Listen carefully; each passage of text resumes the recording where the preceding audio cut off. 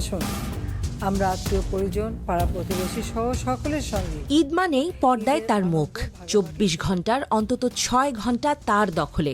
পদ্মা সেতু, metro rail আর এক্সপ্রেসওয়ের মুখরোচক গল্প, হরেক পদের বিকল্প রেসিপি। ঘসেটি বেগমের মতোই তার পরামর্শের জোর। গরুর মাংসের বদলে কাঁঠাল খান, পেঁয়াজ ছাড়া রাঁধেন মাংসের পদ। কাঁচা মরিচ রোদে শুকিয়ে বোতলে ভরুন, তারপর সারা বছর জলে ভিজিয়ে তরকারিতে দিন।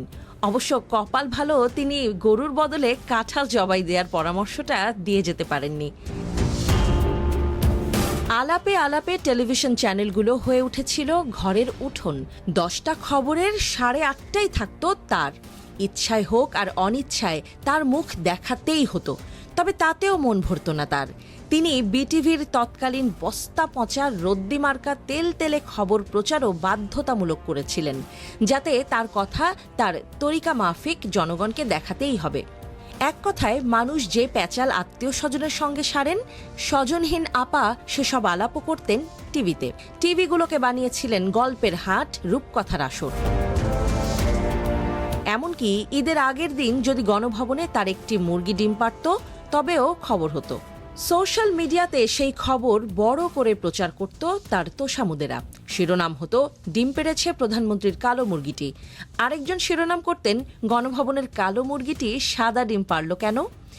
আরেকজন আবার আরও একটু সরেস, তার শিরোনাম, প্রধানমন্ত্রীর উন্নয়নের ছোঁয়ায় কালো মুরগি পেড়েছে সাদা ডিম। কালো মুরগির সাদা ডিম, প্রধানমন্ত্রীর হাতে জাদু আছে। কেউ আবার ফলো আপে সেই খবরের শিরোনাম দিত, সাদা ডিম পাড়া কালো মুরগিটিকে কি খাওয়ান প্রধানমন্ত্রী? এখানেই ঘটনার শেষ নয়। দেশ সেরা কৃষি প্রতিবেদক এই নিয়ে বানাতেন আস্ত এক ডকুমেন্টারি। শিরোনাম হয়তো থাকতো, যে সোনার হাতের ছোঁয়ায় কৃষ্ণ কালো মুরগিও সাদা ডিম পারে। সেই ডকুমেন্টারি হয়তো শুরু হতো এভাবেই, তিনি অমুক কন্যা, তিনি জানেন কেমন করে সংগ্রাম করে কালো মুরগিকে দিয়ে সাদা ডিম পাড়াতে হয়। শুধু এসবই নয়, তিনি হাসলে নিউজ, কাঁদলে নিউজ, হাঁচি দিলে নিউজ, কাশি দিলে নিউজ। দেশের 12টা বাজিয়ে গণভবনের পুকুরে চিতল মাছ ধরলেও নিউজ। শেষ পর্যন্ত কিছু গণমাধ্যম খুঁজে বের করত, গণভবনের লেক থেকে চিতল মাছ ধরা হলো যে বড়শি দিয়ে, সেটি আসলে কোন দোকান থেকে কেনা। তবে তিনি এখন আর নেই বাংলাদেশে। তবুও ঈদ আসে, কাঁঠাল না পেয়ে মানুষ গরুর মাংসও খায়। পুরো দেশটাই ছিল যার পৈতৃক সম্পদের মতো, তিনিই এখন দেশ ছাড়া। আছেন এমন এক জায়গায় যেখানে আসলে গরু জবাই দেয়াই নিষেধ।